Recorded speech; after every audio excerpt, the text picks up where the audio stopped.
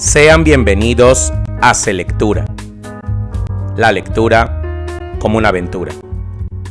Mi nombre es Dani y hoy quiero compartir con ustedes el cuento titulado La trama celeste del escritor argentino Adolfo Bioy Casares. Comienza así. Cuando el capitán Ireneo Morris y el doctor Carlos Alberto Serbian, médico homeópata, desaparecieron de Buenos Aires un 20 de diciembre, los diarios apenas comentaron el hecho. Se dijo que había gente engañada, gente complicada y que una comisión estaba investigando. Se dijo que el escaso radio de acción del aeroplano utilizado por los fugitivos permitía afirmar que estos no habían ido muy lejos. Yo recibí en esos días una encomienda. Contenía 3 volúmenes sin cuarto, las obras completas del comunista Luis Augusto Blanqui, un anillo de escaso valor, un agua marina en cuyo fondo se veía la efigie de una diosa con cabeza de caballo, unas cuantas páginas escritas a máquina, las aventuras del capitán Morris, firmadas C.A.S. Transcribiré esas páginas. Las aventuras del capitán Morris. Este relato podría empezar con alguna leyenda celta que nos hablara del viaje de un héroe a un país que está del otro lado de una fuente, o de una infranqueable prisión hecha de ramas tiernas, o de un anillo que vuelve invisible a quien lo lleva, o de una nube mágica, o de una joven llorando en el remoto fondo de un espejo que está en la mano del caballero destinado a salvarla, o de la busca, interminable y sin esperanza, de la tumba del rey Arturo. También podría empezar con la noticia, que oí con asombro y con indiferencia, de que un tribunal militar acusaba de traición al capitán Morris, o con la negación de la astronomía, o con una teoría de esos movimientos, llamados pases, que se emplean para que aparezcan o desaparezcan los espíritus. Sin embargo, yo elegiré un comienzo menos estimulante. Si no tendrá los sagrados de la magia, tendrá los del método. Esto no importa un repudio de lo sobrenatural, menos aún el repudio de las alusiones o invocaciones del primer párrafo. Me llamo Carlos Alberto Serbian y nací en Rauch. Soy armenio. Hace 8 siglos que mi país no existe, pero deje que un armenio se arrime a su árbol genealógico. Toda su descendencia odiará a los turcos. Una vez armenio, siempre armenio. Somos como una sociedad secreta, como un clan, y dispersos por los continentes, la indefinible sangre, unos ojos y una nariz que se repiten, un modo de comprender y de gozar la tierra, ciertas habilidades, ciertas intrigas, ciertos desarreglos en que nos reconocemos, la apasionada belleza de nuestras mujeres nos unen. Soy además hombre soltero, y como el Quijote vivía con una sobrina, una muchacha agradable, joven y laboriosa. Añadiría otro calificativo, tranquila, pero debo confesar que en los últimos tiempos no lo mereció. Mi sobrina se entretenía en cumplir las funciones de secretaria, y como no tengo secretaria, atendía el teléfono, pasaba en limpio y arreglaba con certera lucidez las historias médicas y las sintomatologías que yo apuntaba al azar de las declaraciones de los enfermos, cuya regla común es el desorden, y organizaba mi vasto archivo. Tenía otra diversión no menos inocente, ir conmigo al cinematógrafo los viernes a la tarde. Esa tarde era viernes. Se abrió la puerta. Un joven militar entró en el consultorio. Mi secretaria estaba a mi derecha, de pie, detrás de la mesa, y me extendía, impasible, una de esas grandes hojas en que apunto los datos que me comunican los enfermos. El joven militar se presentó sin vacilaciones. Era el teniente Kramer, y después de mirar ostensiblemente a mi secretaria, preguntó con voz firme: ¿Habló? Le dije que hablara. Continuó: El capitán Ireneo Morris quiere verlo. Está detenido en el hospital militar. Tal vez influido por la marcialidad de mi interlocutor, respondí: A sus órdenes. ¿Cuándo irá?, preguntó Kramer. Hoy mismo, siempre que me dejen entrar a estas horas. Lo dejarán, declaró Kramer, y casi en el acto se retiró. Miré a mi sobrina. Estaba demudada. Sentí rabia y le pregunté qué le sucedía. Me interpeló. ¿Sabes quién es la única persona que te interesa? Tuve la ingenuidad de mirar hacia donde señalaba. Me vi en el espejo. Mi sobrina salió del cuarto corriendo. Desde hace un tiempo estaba menos tranquila. Además, había tomado la costumbre de llamarme egoísta. Parte de la culpa de esto la atribuyo a mi ex libris. Lleva triplemente inscripta, en griego, en latín y en español, la sentencia «Conócete a ti mismo». Nunca sospeché hasta dónde me llevaría esta sentencia, y me reproduce contemplando, a través de una lupa, mi imagen en un espejo. Mi sobrina ha pegado miles de estos ex libris en miles de volúmenes de mi versátil biblioteca. Pero hay otra causa para esta fama de egoísmo. Yo fui siempre metódico, y los hombres metódicos, los que sumidos en oscuras ocupaciones postergamos los caprichos de las mujeres, parecemos locos, o imbéciles, o egoístas. Atendí a 2 clientes, y me fui al hospital militar. Habían dado las 6 cuando llegué al viejo edificio de la calle Pozos. Después de una espera y de un breve interrogatorio, me condujeron a la pieza ocupada por Morris. En la puerta había un centinela con bayoneta. Adentro, muy cerca de la cama de Morris, 2 hombres que no me saludaron jugaban al dominó. Con Morris nos conocemos de toda la vida. Nunca fuimos verdaderos amigos. He querido mucho a su padre. Era un viejo excelente, con la cabeza blanca, redonda, rapada y los ojos azules, excesivamente duros y despiertos. Tenía un ingobernable patriotismo galés, una incontenible manía de contar leyendas celtas. Durante muchos años, los más felices de mi vida, fue mi profesor. Todas las tardes estudiábamos un poco. Él contaba y yo escuchaba las aventuras de los Mabinogión, y enseguida reponíamos fuerzas tomando unos mates con azúcar quemada. Por los patios andaba Ireneo, cazaba pájaros y ratas, y con un cortaplumas, un hilo y una aguja, combinaba cadáveres heterogéneos. El viejo Morris decía que Ireneo iba a ser médico. Yo iba a ser inventor, porque aborrecía los experimentos de Ireneo, y porque alguna vez había dibujado una bala con resorte, que permitiría los más envejecedores viajes interplanetarios, y un motor hidráulico que, puesto en marcha, no se detendría nunca. Ireneo y yo estábamos alejados por recíproca indiferencia. Ahora, cuando nos encontramos, sentimos una gran dicha, una floración de nostalgias y de cordialidades. Repetimos un breve diálogo con alusiones a nuestra vieja amistad, y enseguida no sabemos qué decirnos. El país de Gales, la tenaz corriente celta, había acabado en su padre. Ireneo es tranquilamente argentino, e ignora y desdeña por igual a todos los extranjeros. Hasta en su apariencia es típicamente argentino. Algunos lo han creído sudamericano. Más bien chico, delgado, fino de huesos, de pelo negro, muy peinado reluciente, de mirada sagaz. Al verme pareció emocionado. Yo nunca lo había visto emocionado, ni siquiera en la noche de la muerte de su padre. Me dijo con voz clara para que oyeran los que jugaban al dominó: «Dame esa mano. En los momentos difíciles se conocen los amigos». Me pareció que exageraba. Morris continuó: «Tenemos que hablar de muchas cosas, pero comprenderás que ante un par de circunstancias como estas», miró con gravedad a los 2 hombres, «prefiero callar. Dentro de pocos días estaré en casa. Entonces será un placer recibirte».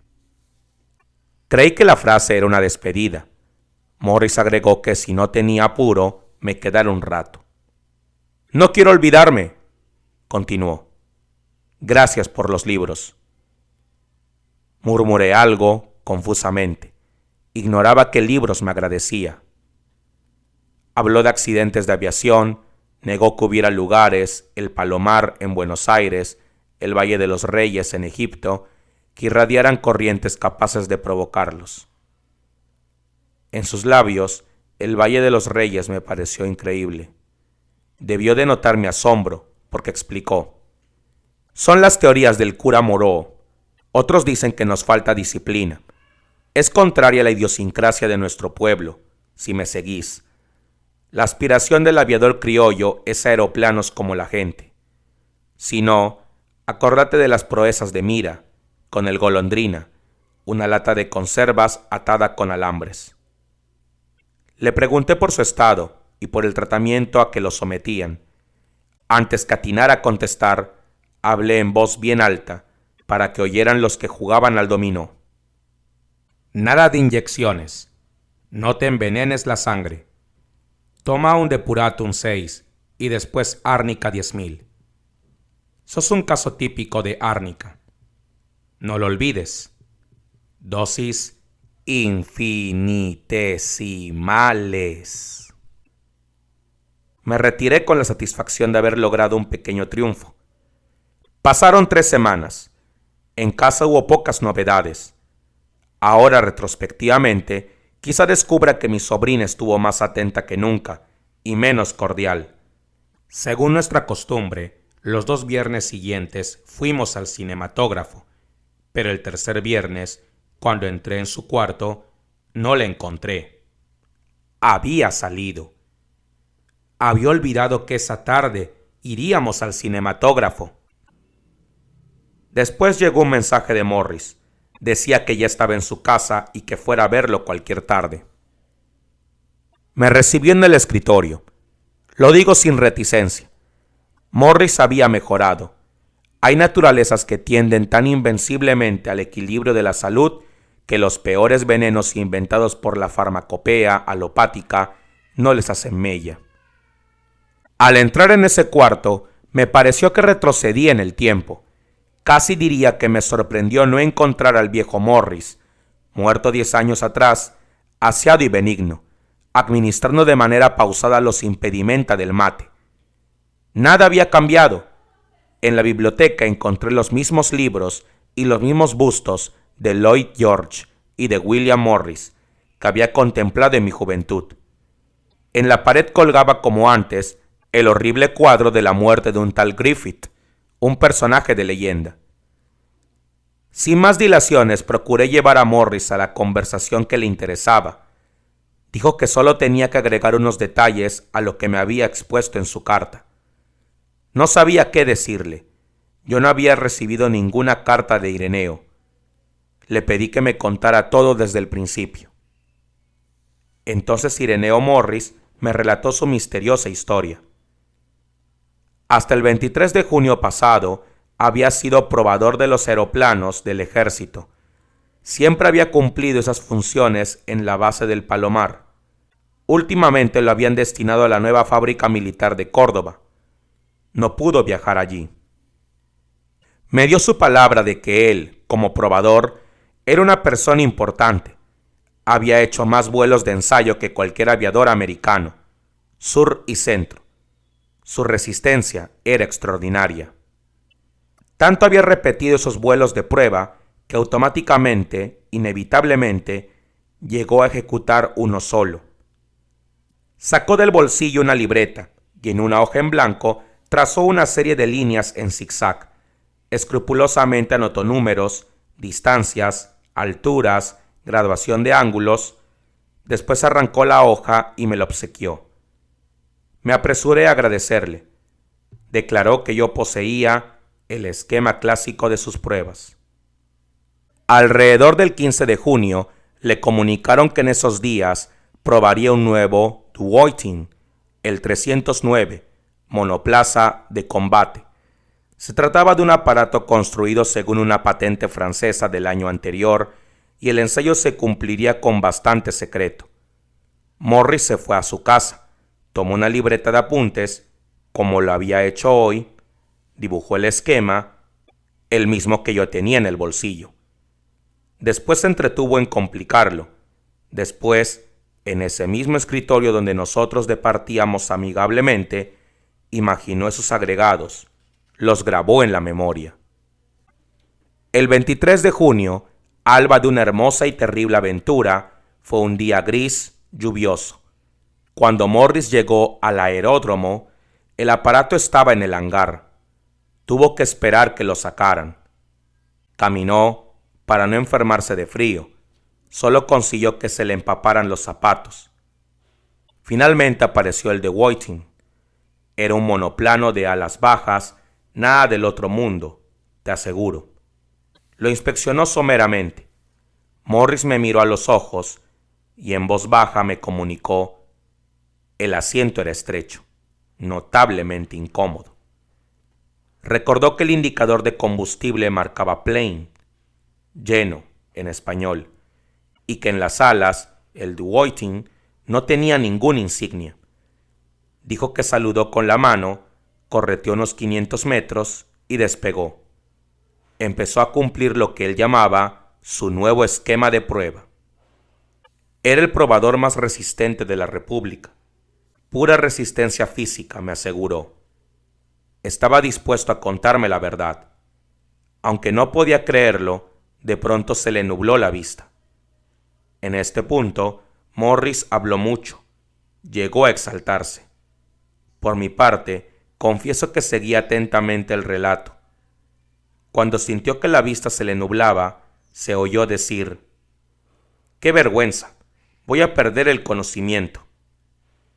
Embistió una vasta mole oscura, quizá una nube. Tuvo una visión efímera y feliz, como la visión de un radiante paraíso.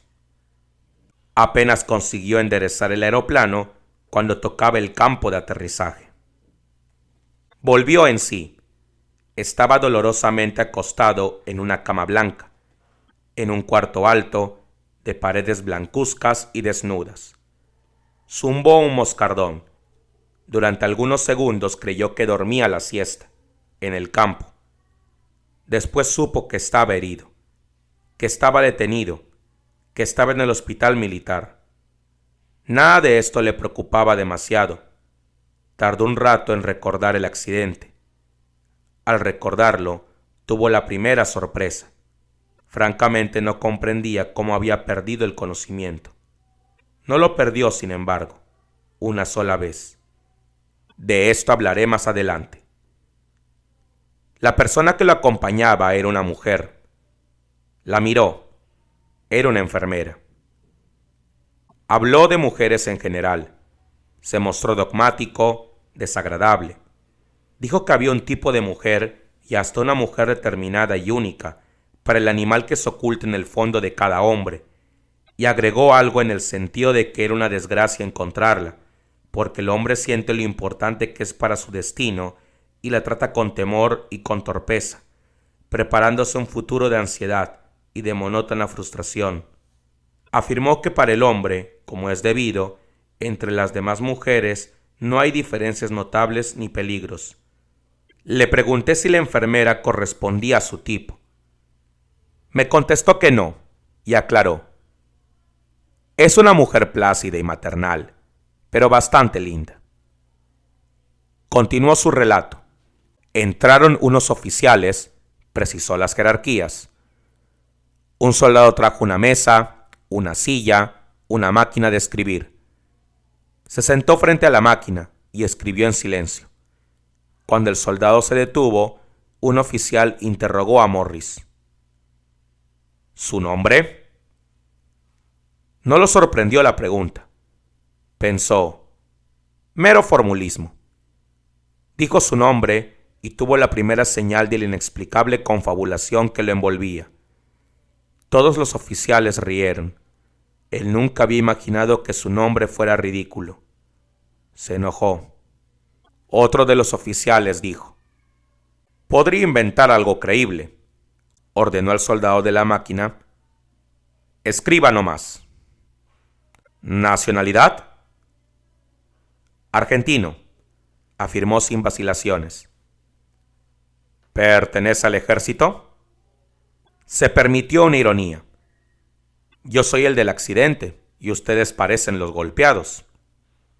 Rieron un poco, entre ellos, como si Morris estuviera ausente. Continuó. Pertenezco al ejército, con grado de capitán. Soy probador de aeroplanos. ¿Con base en Montevideo?, preguntó sarcásticamente uno de los oficiales. En el Palomar, contestó Morris. Dio su domicilio, Bolívar 971. Los oficiales se retiraron. Volvieron al día siguiente, esos y otros. Cuando comprendió que dudaban de su nacionalidad o que simulaban dudar, quiso levantarse de la cama, pelearlos. La herida y la tierna presión de la enfermera lo contuvieron. Los oficiales volvieron a la tarde del otro día, a la mañana siguiente. Hacía un calor tremendo. Le dolía todo el cuerpo. Me confesó que hubiera declarado cualquier cosa para que lo dejaran en paz. ¿Qué se proponían?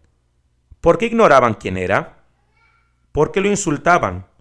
¿Por qué simulaban que no era argentino? Estaba perplejo y enfurecido. Una noche, la enfermera lo tomó de la mano y le dijo que no se defendía juiciosamente. Respondió que no tenía de qué defenderse. Pasó la noche despierto, entre accesos de cólera, momentos en que estaba decidido a encarar con tranquilidad la situación y momentos en que reaccionaba con violencia, en que se negaba a entrar en ese juego absurdo. A la mañana, quiso pedir disculpas a la enfermera por el modo en que la había tratado. Comprendía que la intención de ella era buena, y no es fea, ¿me entendés? Pero como no sabía pedir disculpas, le preguntó irritadamente qué le aconsejaba.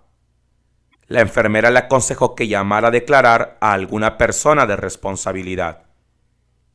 Cuando vinieron los oficiales, dijo que era amigo del teniente Kramer y del teniente Viera, del capitán Faberio, de los tenientes coroneles Mendizábal y Navarro. A eso de las 5 apareció con los oficiales el teniente Kramer, su amigo de toda la vida. Morris dijo con vergüenza que, después de una conmoción, el hombre no es el mismo, y que al ver a Kramer sintió lágrimas en los ojos. Reconoció que se incorporó en la cama y abrió los brazos cuando lo vio entrar. Le gritó: «Vení, hermano». Kramer se detuvo y lo miró impávidamente. Un oficial le preguntó: «Teniente Kramer, ¿conoce al sujeto?». La voz era insidiosa. Morris dice que esperó que el teniente Kramer, con una súbita exclamación cordial, revelara su actitud como parte de una broma. Kramer contestó con demasiado calor, como si temiera no ser creído: «Nunca lo he visto. Mi palabra que nunca lo he visto». Le creyeron inmediatamente, y la tensión, que durante unos segundos hubo entre ellos, desapareció. Se alejaron. Morris oyó las risas de los oficiales y la risa franca de Kramer, y la voz de un oficial que repetía: «A mí no me sorprende. Créame que no me sorprende. Tiene un descaro». Con Viera y Mendizábal, la escena se repitió en lo esencial. Hubo mayor violencia. Un libro, uno de los libros que yo le habría mandado, estaba debajo de las sábanas, al alcance de su mano, y alcanzó el rostro de Viera, cuando éste simuló que no se conocían. Morris dio una descripción circunstanciada del episodio, que no creo íntegramente. Aclaro, no dudo de su coraje, sí de su velocidad epigramática. Los oficiales opinaron que no era indispensable llamar a Faberio, que estaba en Mendoza. Imaginó entonces tener una inspiración. Pensó que si las amenazas convertían en traidores a los jóvenes, fracasarían ante el general Huet, antiguo amigo de su casa, que siempre había sido con él como un padre. Le contestaron secamente que no había, que nunca hubo, un general con semejante nombre en el ejército argentino. Morris no tenía miedo. Tal vez, si hubiera conocido el miedo, se hubiera defendido mejor. Afortunadamente le interesaban las mujeres, y usted sabe cómo les gusta agrandar los peligros y lo cavilosas que son. Los otros días la enfermera le había tomado la mano para convencerlo del peligro que lo amenazaba. Ahora Morris la miró a los ojos y le preguntó el significado de esa confabulación contra él. La enfermera repitió lo que había oído. Su afirmación de que el 23 había probado el Duvoitin en el Palomar era falsa. En el Palomar nadie había probado aeroplanos esa tarde. El Duvoitin era de un tipo recientemente adoptado por el ejército argentino, pero su numeración no correspondía a la de ningún aeroplano del ejército argentino. ¿Me creen espía?, preguntó con incredulidad. Sintió que volvía a enfurecerse. Tímidamente la enfermera respondió: «Creen que ha venido de algún país hermano». Morris le juró como argentino que era argentino, que no era espía. Ella pareció emocionada y continuó en el mismo tono de voz: «El uniforme es igual al nuestro, pero han descubierto que las costuras son diferentes». Agregó: «Un detalle imperdonable». Morris comprendió que ella tampoco le creía. Sintió que se ahogaba de rabia y, para disimular, la besó en la boca y la abrazó.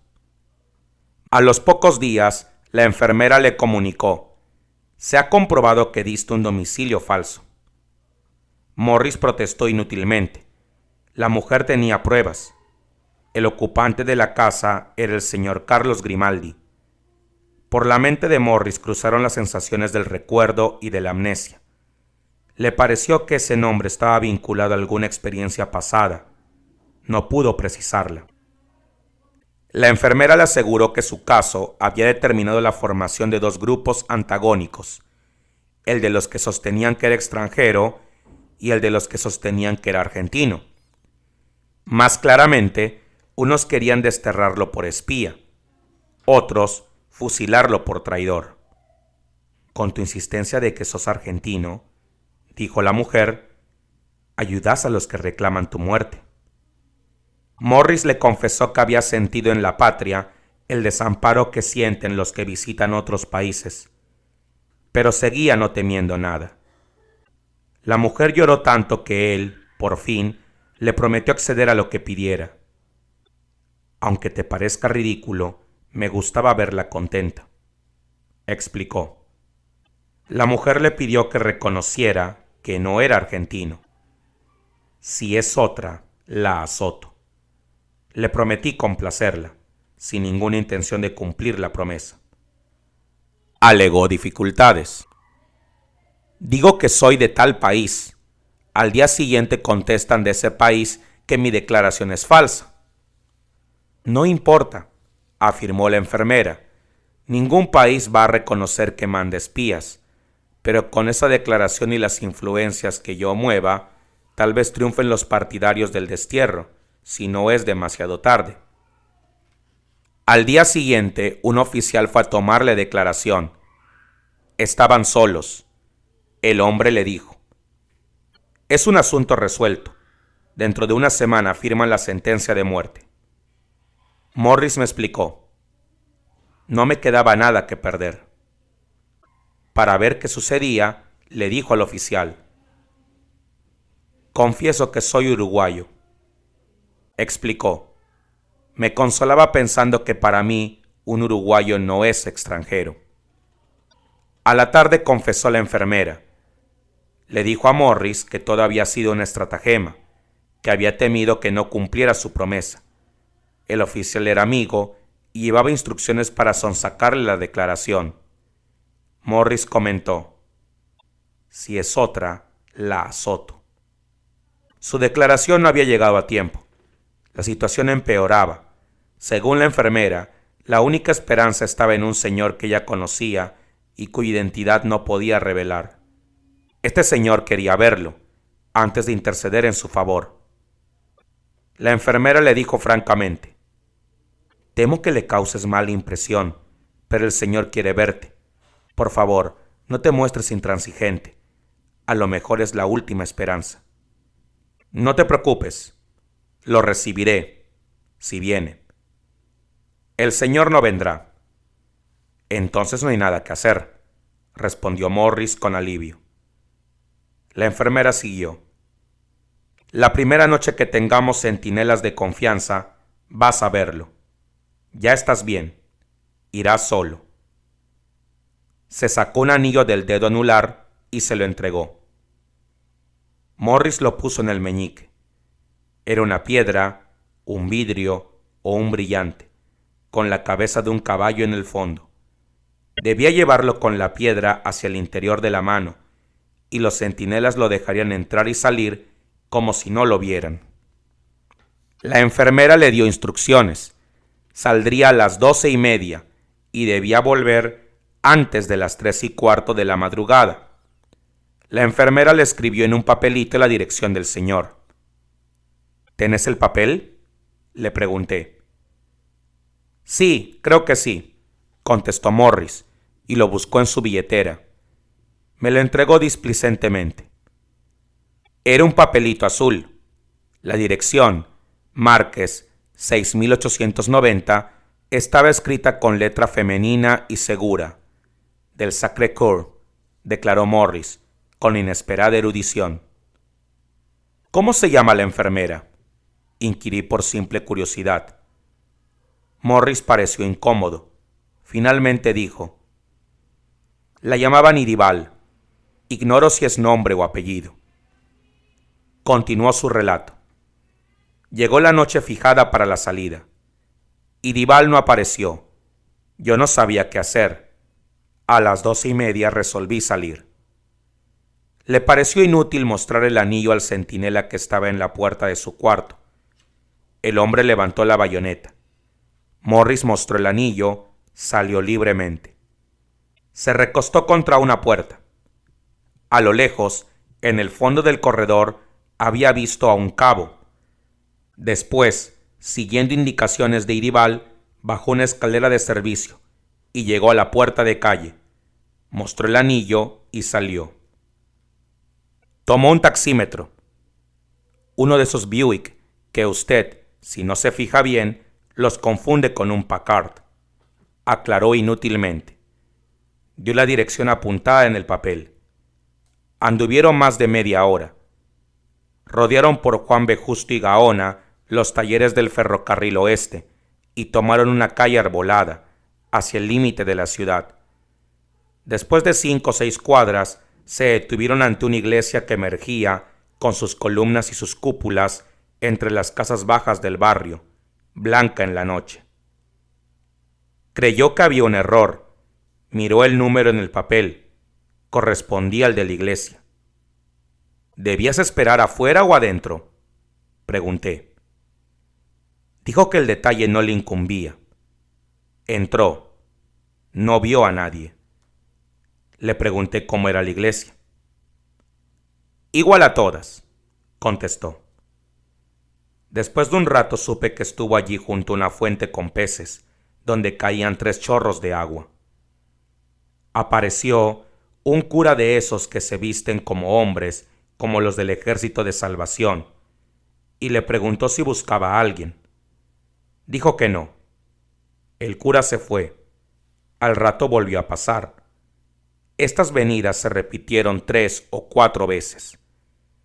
Aseguró Morris que era admirable la curiosidad del sujeto y que él ya iba a interpelarlo, pero que el otro le preguntó si tenía el anillo del convivio. ¿El anillo del qué?, preguntó Morris, y continuó explicándome. Imagínate, ¿cómo se me iba a ocurrir que hablaba del anillo que me dio Irival?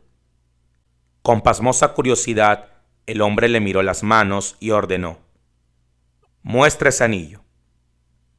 Morris tuvo un movimiento de repulsión. Después obedeció. El hombre lo llevó a la sacristía y le pidió que le explicara el asunto. Oyó el relato con signos de aprobación. Morris aclara: como una explicación más o menos hábil, pero falsa. Seguro de que no pretendería engañarlo, de que él oiría, finalmente, mi confesión, es decir, la explicación verdadera. Cuando se convenció de que Morris no hablaría más, se irritó y dio por terminada la entrevista. Dijo que trataría de hacer algo por él. Al salir, Morris buscó la calle Rivadavia. Se encontró frente a dos torres que parecían la entrada de un castillo o de una ciudad antigua. Eran la entrada de un baldío que se abría a la oscuridad.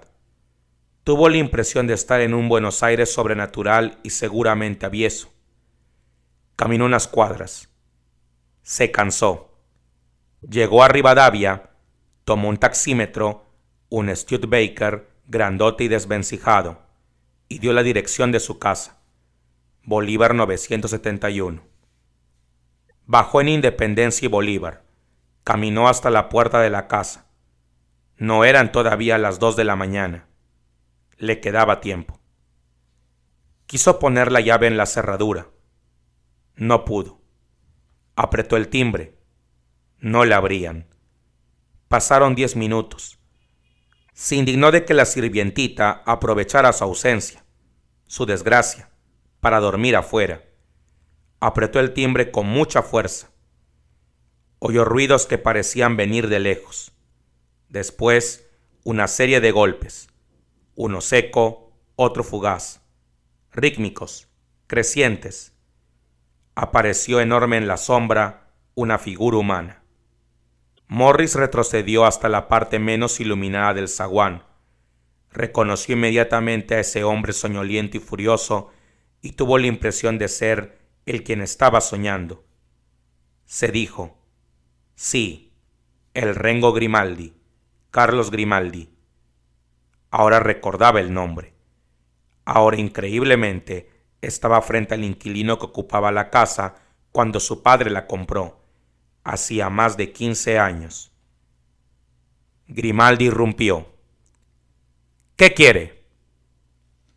Morris recordó el astuto empecinamiento del hombre en quedarse en la casa y las infructuosas indignaciones de su padre que decía: lo voy a sacar con el carrito de la municipalidad, y le mandaba regalos para que se fuera.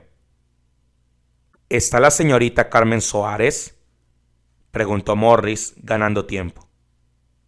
Carmen Soares era la sirvientita. Grimaldi blasfemó, dio un portazo, apagó la luz. En la oscuridad, Morris oyó alejarse los pasos alternados. Después, en una conmoción de vidrios y de hierros, pasó un tranvía. Después se restableció el silencio. Morris pensó triunfalmente: no me ha reconocido. Enseguida sintió vergüenza, sorpresa, indignación. Resolvió romper la puerta a puntapiés y sacar al intruso. Como si estuviera borracho, dijo en voz alta: voy a levantar una denuncia en la seccional. Se preguntó qué significaba esa ofensiva múltiple y envolvente que sus compañeros habían lanzado contra él. Decidió consultarme. Si me encontraba en casa, tendría tiempo de explicarme los hechos. Subió un taxímetro, también Studebaker, pero en mejor estado que el anterior, y ordenó al chofer que lo llevara al pasaje Owen. El hombre lo ignoraba. Morris le preguntó de mal modo para qué daban exámenes. Abominó de todo: de la policía, que deja que nuestras casas se llenen de intrusos; de los extranjeros, que nos cambian el país y nunca aprenden a manejar. El chofer le propuso que tomara otro taxímetro. Morris le ordenó que tomara Vélez Sarsfield hasta cruzar las vías. Se detuvieron en las barreras. Interminables trenes grises hacían maniobras. Morris ordenó que rodeara por Toll la estación sola. Bajó en Australia y Luzuriaga.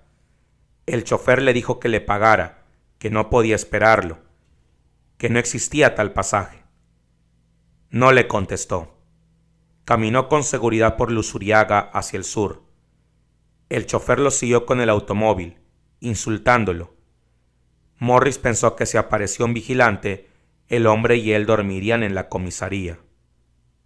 Además, le dije, descubrirían que te habías fugado del hospital.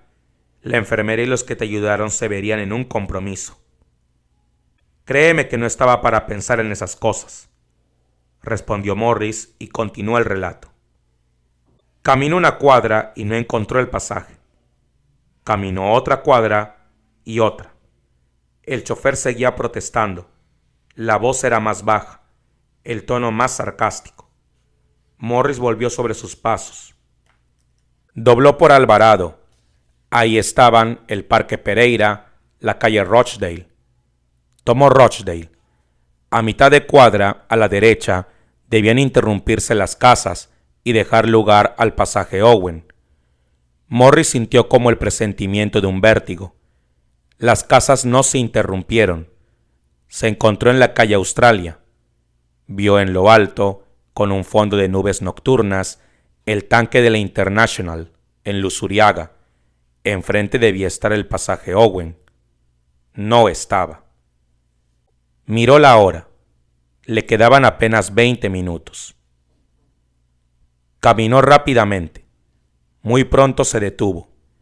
Estaba con los pies hundidos en un espeso fango resbaladizo, ante una lúgubre serie de casas iguales, perdido. Quiso volver al Parque Pereira.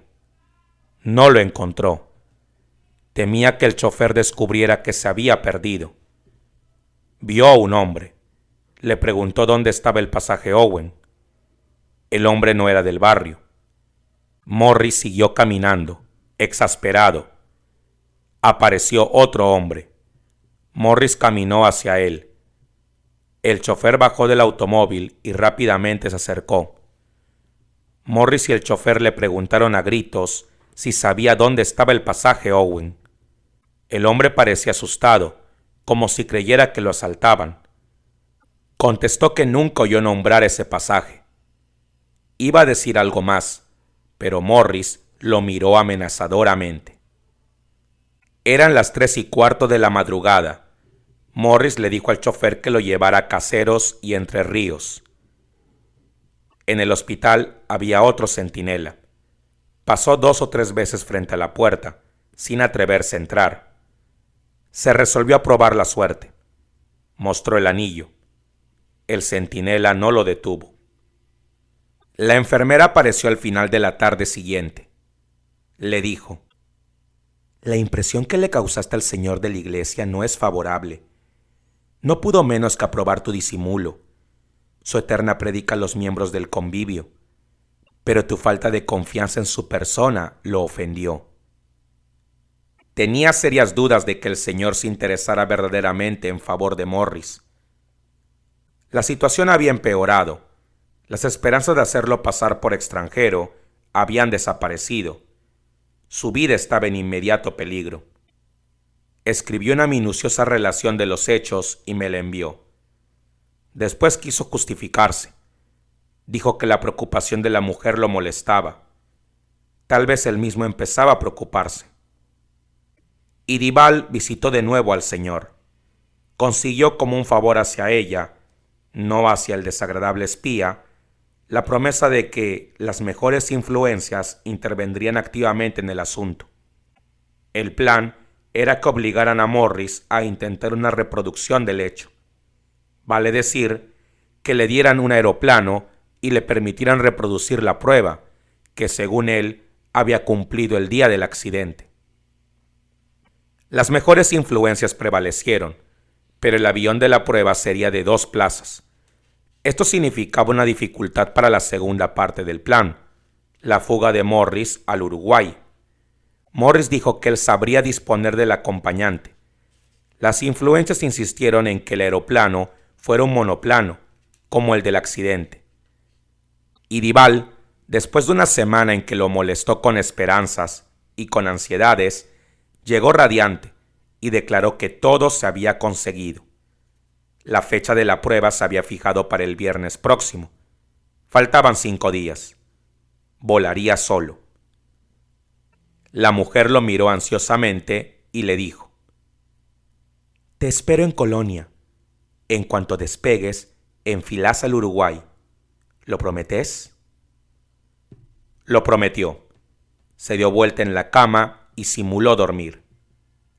Comentó: «Me parecía que me llevaba de la mano el casorio y eso me daba rabia. Ignoraba que se despedían. Como estaba restablecido, a la mañana siguiente lo llevaron al cuartel. Esos días fueron bravos, comentó. Los pasé en una pieza de 2x2, mateando y truqueando de lo lindo con los centinelas.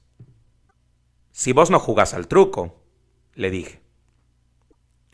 Fue una brusca inspiración. Naturalmente yo no sabía si jugaba o no. Bueno, digamos cualquier juego de naipes, respondió sin inquietarse. Yo estaba asombrado. Había creído que la casualidad o las circunstancias habían hecho de Morris un porteño arquetípico. Jamás creí que fuera un artista del color local. Continuó. Me creerás un infeliz, pero yo me pasaba las horas pensando en la mujer. Estaba tan loco que me parecía que la había olvidado. Lo interpreté. ¿Tratabas de imaginar su cara y no podías? ¿Cómo adivinaste? No esperó mi contestación. Siguió el relato. Una mañana lluviosa lo sacaron en un viejo Talbot, doble faetón. En el Palomar lo esperaba una comitiva de militares y de funcionarios. Tal vez por lo solemne parecía un duelo, dijo Morris. Un duelo o una ejecución. 2 o 3 mecánicos abrieron el hangar y empujaron hacia afuera un biplano Bristol de caza, un serio competidor del doble faetón, créeme. Lo puso en marcha. Vio que no había nafta para 10 minutos de vuelo. Llegar al Uruguay era imposible. Tuvo un momento de tristeza. Melancólicamente se dijo que tal vez fuera mejor morir que vivir como esclavo. Había fracasado el estratagema. Salir a volar era inútil. Tuvo ganas de llamar a esa gente y decirle: señores, esto se acabó. Por apatía dejó que los acontecimientos siguieran su curso. Decidió ejecutar otra vez su nuevo esquema de prueba. Correteó unos metros y despegó.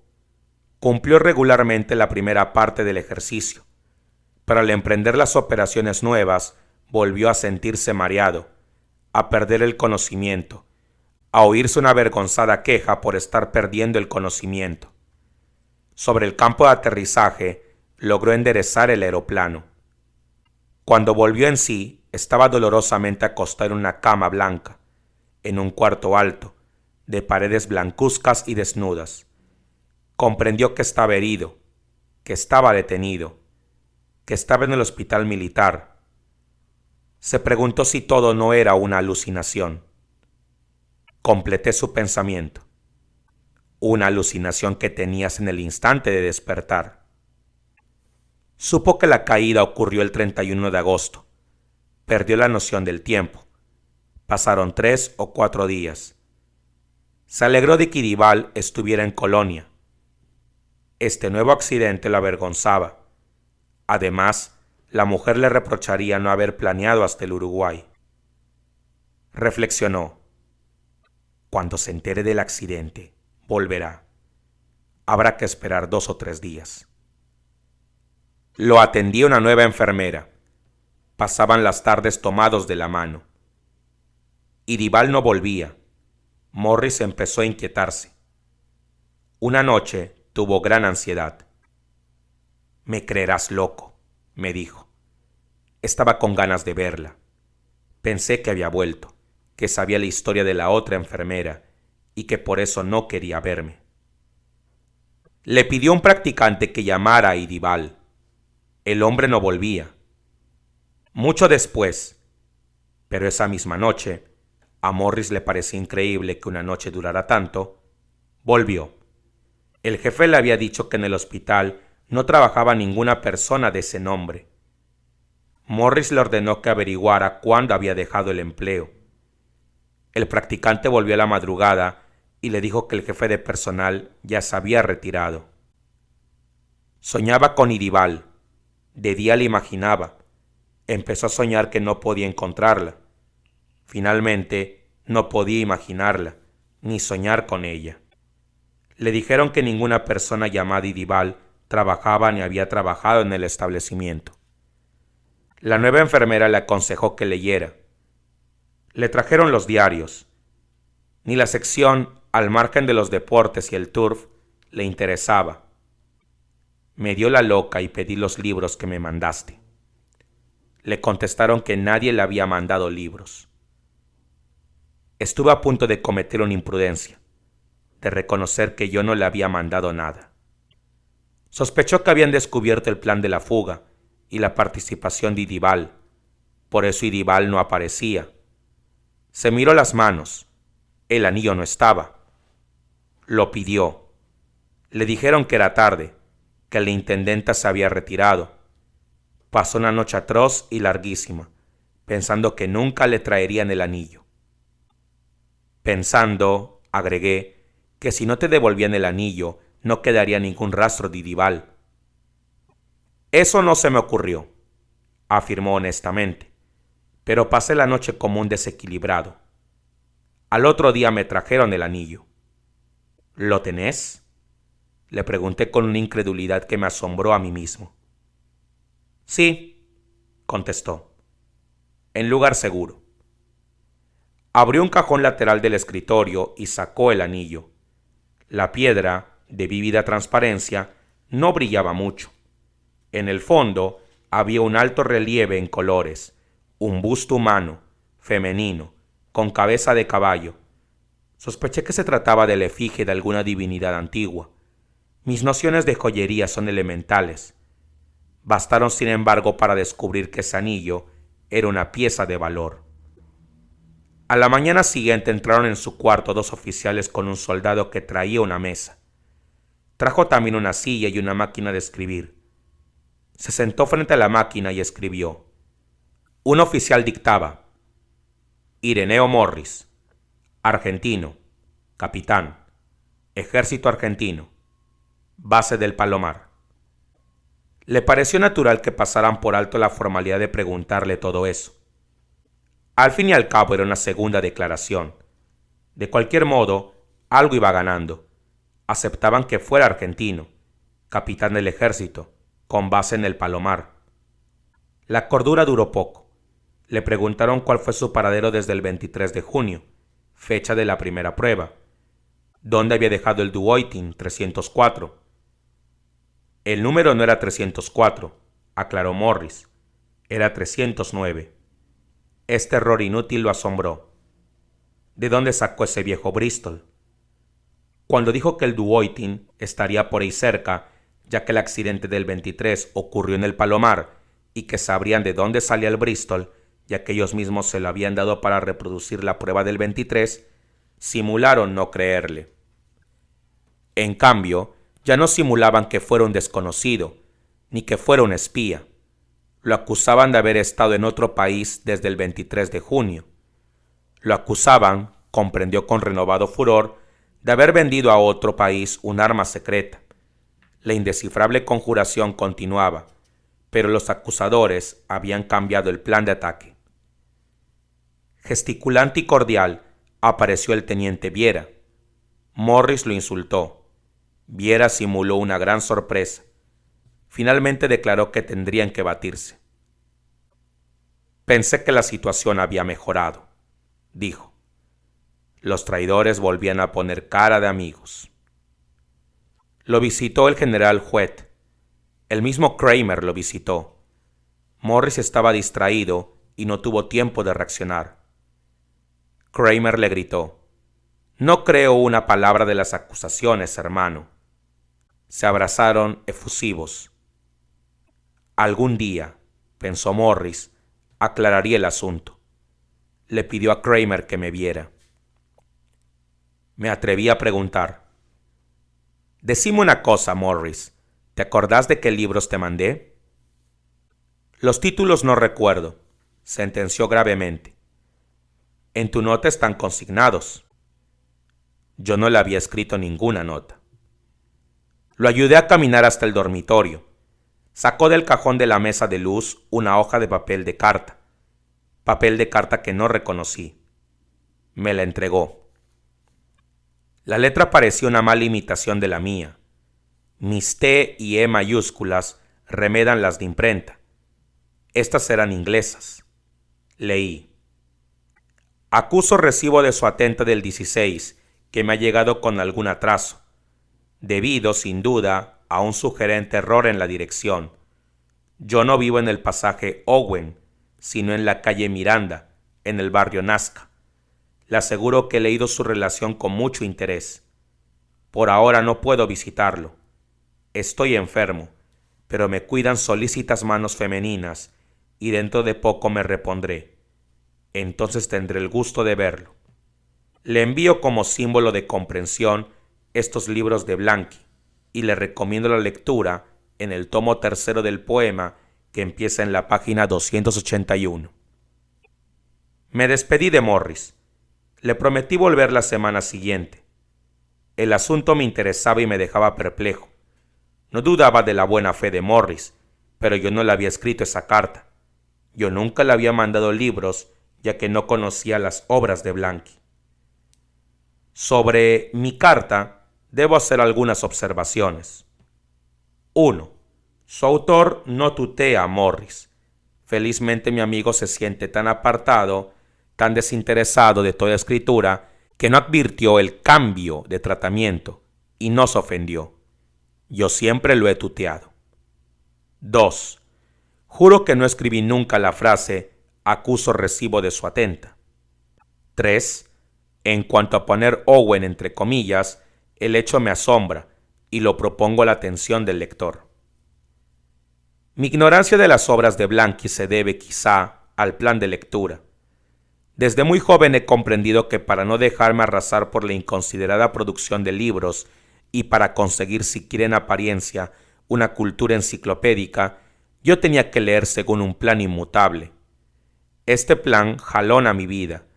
Una época estuvo ocupada por la filosofía, otra por la literatura francesa, otra por las ciencias naturales, otra por la antigua literatura celta y en especial la del país de Kinrys, debido a la influencia del padre de Morris. La medicina se ha intercalado en el plan, sin interrumpirlo nunca. Pocos días antes de la visita del teniente Kramer a mi consultorio, yo había concluido con las ciencias ocultas. Me interesaron especialmente los conjuros, las apariciones y las desapariciones.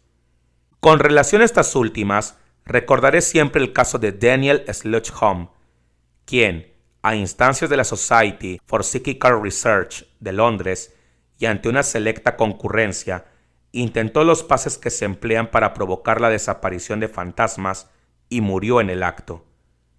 En cuanto a los nuevos Elías, que habrían desaparecido sin dejar rastro ni cadáver, me permito la duda. El misterio de la carta me incitó a leer las obras de Blanqui. Por de pronto, comprobé que figuraba en la enciclopedia y que había escrito sobre temas políticos. Esto me complació. En mi plan, inmediatas a las ciencias ocultas, vienen la política y la sociología. Una madrugada, en la calle Corrientes, en una librería atendida por un viejo borroso, encontré un polvoriento atado de libros encuadernados en cuero pardo, con títulos y filetes dorados, las obras completas de Blanqui. Las compré por 15 pesos. En la página 281 de mi edición no hay ninguna poesía. Aunque no he leído íntegramente la obra, creo que el escrito indicado es L'Éternité par l'Astre, un poema en prosa. En mi edición comienza en la página 307 del segundo tomo. En ese poema o ensayo encontré la explicación de la aventura de Morris. Fui a Nazca. Hablé con los comerciantes del barrio. En las 2 cuadras que tiene la calle Miranda no vive ninguna persona de mi nombre. Fui a Márquez. No hay número 6890. No hay iglesias. Había esa tarde una poética luz con el pasto de los potreros muy verde y con los árboles lilas y transparentes. Además, la calle no está cerca de los talleres del ferrocarril oeste. Está cerca del puente de la Noria. Fui a los talleres del ferrocarril oeste. Tuve dificultades para rodearlos por Juan B. Justo y Gaona. Pregunté cómo salir del otro lado de los talleres. Siga por Rivadavia, me dijeron, hasta Cusco. Después cruce las vías. Como era previsible, allí no existe ninguna calle Márquez. La calle que Morris denomina Márquez debe de ser Bynum. Es verdad que ni en el número 6890 ni en el resto de la calle hay iglesias. Muy cerca, por Cusco, está San Cayetano. El hecho no tiene importancia. San Cayetano no es la iglesia del relato. La inexistencia de iglesias en la misma calle Bynum no invalida mi hipótesis de que esa calle es la mencionada por Morris, pero esto se verá después. Hallé también las torres que mi amigo sitúa en un lugar despejado y solitario. Son el pórtico del Club Atlético Vélez Sarsfield, en Fragueiro y Barragán. No creí necesario visitar el pasaje Owen. Vivo en él. Cuando Morris anduvo perdido, sospechó que estaba frente a las casas repetidamente iguales del barrio obrero Monseñor Espinosa, con los pies enterrados en el barro blanco de la calle Perdriel. Volví a visitar a Morris. Le pregunté si no habría pasado por una calle Amílcar o Aníbal en su recorrida nocturna. Afirmó que no conocía calles de esos nombres. Creyó necesario aclarar. Amílcar es una marca de automóviles tipo Sport. Me gustaría tener uno. Le pregunté si en la iglesia que visitó había algún símbolo junto a la cruz. Se quedó en silencio, mirándome. Creía que yo no le hablaba en serio. Finalmente me preguntó: ¿cómo querés que me fije en un detalle así? Claro, claro. Sin embargo, sería importante. Trata de hacer memoria. Trata de recordar si junto a la cruz no había alguna figura. Tal vez, murmuró, tal vez un trapecio, insinué. Sí, un trapecio, dijo sin convicción. Simple o cruzado por una línea. ¿Verdad?, exclamó. ¿Cómo sabes? ¿Estuviste en la calle Márquez? Al principio no me acordaba de nada. De pronto he visto el conjunto, la cruz y el trapecio. Un trapecio cruzado por una línea con puntas dobladas. Hablaba animadamente. ¿Y te fijaste en alguna estatua de santos? Viejo, exclamó con reprimida impaciencia, ¿no me habías pedido que levantara el inventario? Le dije que no se enojara. Cuando se calmó, le pedí que me mostrase el anillo y que me repitiese el nombre de la enfermera. Volví a casa, contentísimo. Oí ruidos en el cuarto de mi sobrina. Pensé que estaría arreglando sus cosas. Procuré que no descubriera mi presencia. No quería que me interrumpiera. Tomé el libro de Blanqui, me lo puse debajo del brazo y salí a la calle. Me senté en un banco del Parque Pereira. Una vez más leí este párrafo. Habrá infinitos mundos idénticos, infinitos mundos ligeramente variados, infinitos mundos diferentes. Lo que ahora escribo en este fuerte del Toro, lo he escrito y lo escribiré durante la eternidad, en una mesa, en un papel, en un calabozo, enteramente parecidos. En infinitos mundos mi situación será la misma, pero tal vez haya variaciones en la causa de mi encierro, o en la elocuencia, o el tono de mis páginas. El 23 de junio, Morris cayó con su Duoitin en el Buenos Aires de un mundo casi igual a este. El periodo confuso que siguió al accidente le impidió notar las primeras diferencias. Para notar las otras, hubiera requerido una perspicacia y una educación que no poseía. Remontó vuelo una mañana gris y lluviosa. Cayó en un día radiante. El moscardón en el hospital sugiere el verano. El calor tremendo que lo abrumó durante los interrogatorios lo confirma. Morris da en su relato algunas curiosas características del mundo que visitó. Allí, por ejemplo, falta el país de Gales. Las calles con nombre galés no existen en aquel Buenos Aires. Bynum se convierte en Márquez y Morris, por laberintos de la noche y de la propia ofuscación, busca en vano el pasaje Owen. Yo, y Viera, y Kramer, y Mendizábal, y Faberio Existimos allí porque nuestro origen no es galés.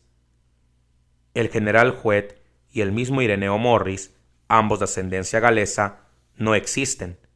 Él penetró por accidente. El Carlos Alberto Serbian de allá, en su carta, escribe entre comillas la palabra Owen, porque le parece extraña. Por la misma razón, los oficiales rieron cuando Morris declaró su nombre. Porque no existieron allí los Morris. En Bolívar 971 sigue viviendo el inamovible Grimaldi. La relación de Morris revela también que en ese mundo Cartago no desapareció. Cuando comprendí esto, hice mis tontas preguntas sobre las calles, Aníbal y Amílcar. Alguien preguntará cómo, si no desapareció Cartago, existe el idioma español. Recordaré que entre la victoria y la aniquilación puede haber grados intermedios. El anillo es una doble prueba que tengo en mi poder. Es una prueba de que Morris estuvo en otro mundo. Ninguno de los expertos consultados reconoció la piedra.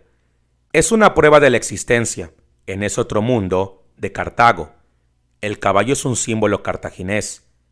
¿Quién no ha visto anillos parecidos en el Museo de Le Villeray? Además, Idibal o Idíbal, el nombre de la enfermera, es cartaginés. La fuente con peces rituales y el trapecio cruzado son cartagineses. Por último, están los convivios, o círculi, de memoria tan cartaginesa y funesta como el insaciable Moloch. Pero volvamos a la especulación.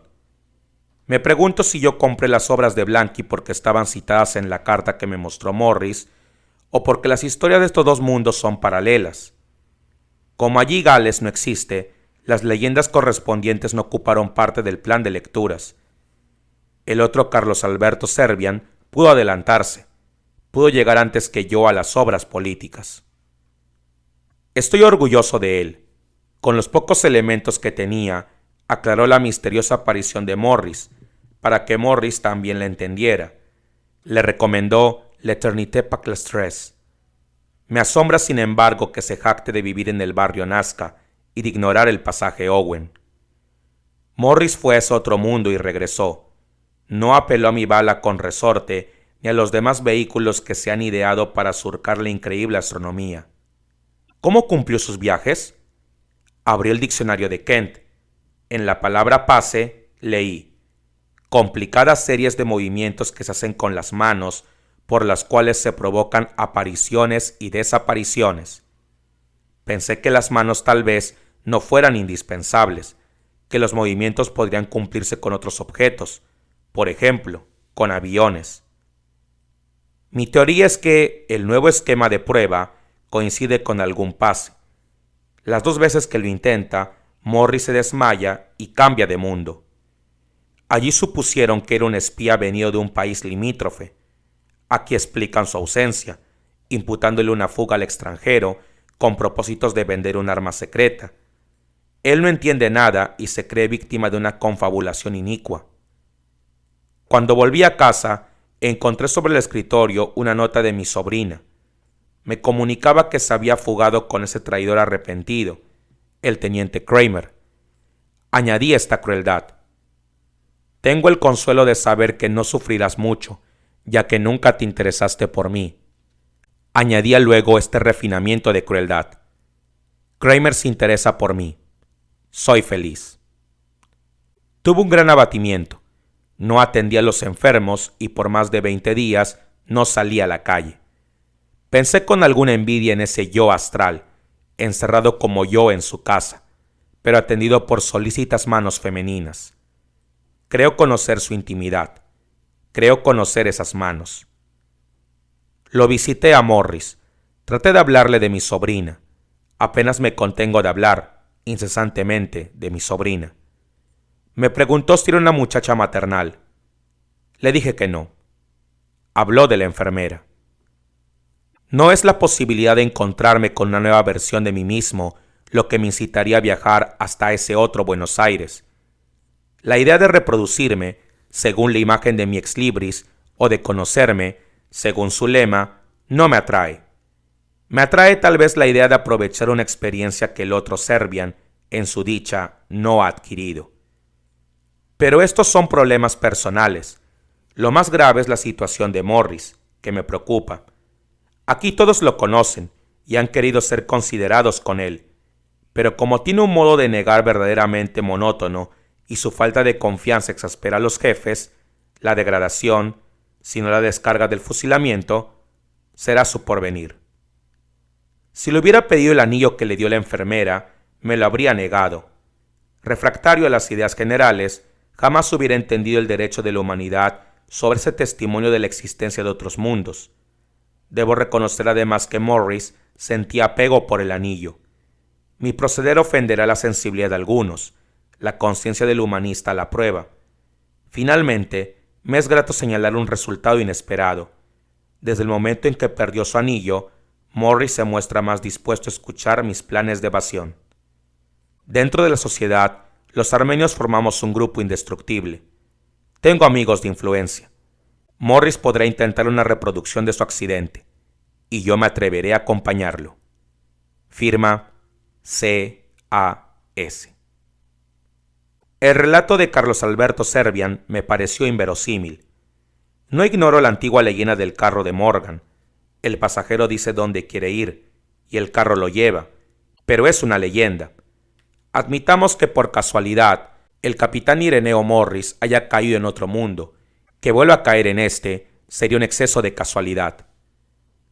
Desde el principio tuve esa opinión. Los hechos la confirmaron. Un grupo de amigos proyectamos y postergamos, año tras año, un viaje a la frontera del Uruguay con el Brasil. Como este año no pudimos evitarlo, partimos. El 3 de abril almorzábamos en un almacén en medio del campo. Después visitaríamos una fazenda interesantísima. Seguido de una polvareda llegó un interminable Packard. Bajó un hombrecito flaco, muy peinado con gomina. Dicen que fue capitán, explicó alguien. Se llama Morris. No acompañé a mis amigos a visitar la fazenda. Morris me contó aventuras de contrabandistas, tiroteos con la policía, estratagemas para tentar a la justicia y perder a los rivales, fugitivos que para cruzar los ríos se colgaban de la cola de los caballos, borracheras y mujeres. De pronto, como en un vaído, creí entrever un descubrimiento. Investigué con Morris, investigué con otros, cuando Morris se fue. Recogí pruebas de que Morris llegó a mediados de junio del año pasado y de que muchas veces fue visto en la región entre principios de septiembre y fines de diciembre. El 8 de septiembre intervino en unas carreras cuadreras, en Yaguarao. Después pasó varios días en cama a consecuencia de una caída del caballo. Sin embargo, en esos días de septiembre, el capitán Morris estaba internado y detenido en el Hospital Militar de Buenos Aires.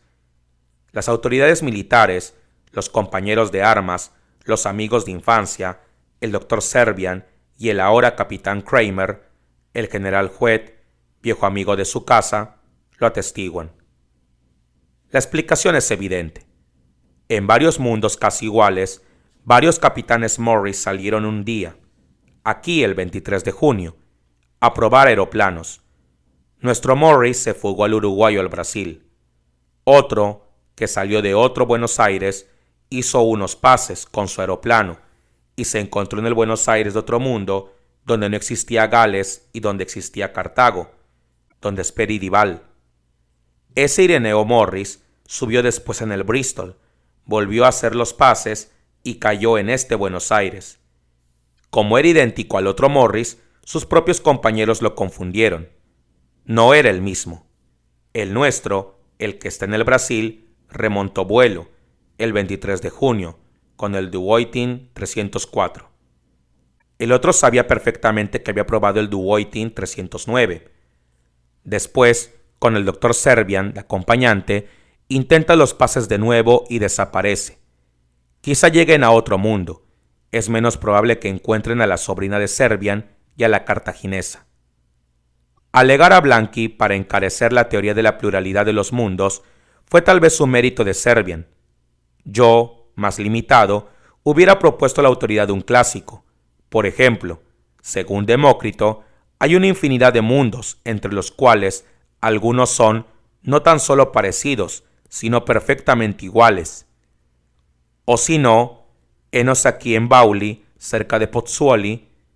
¿Piensas tú que ahora, en un número infinito de lugares exactamente iguales, habrá reuniones de personas con nuestros mismos nombres, revestidas de los mismos honores, que hayan pasado por las mismas circunstancias y en ingenio, en edad, en aspecto, idénticas a nosotros, discutiendo este mismo tema? Lectores acostumbrados a la antigua noción de mundos planetarios y esféricos reputarán increíbles los viajes entre Buenos Aires de distintos mundos. Se preguntarán por qué los viajeros llegan siempre a Buenos Aires y no a otras regiones, a los mares o a los desiertos. La única respuesta que puedo ofrecer a una cuestión tan ajena a mis conocimientos es que tal vez estos mundos sean como haces de espacios y de tiempos paralelos.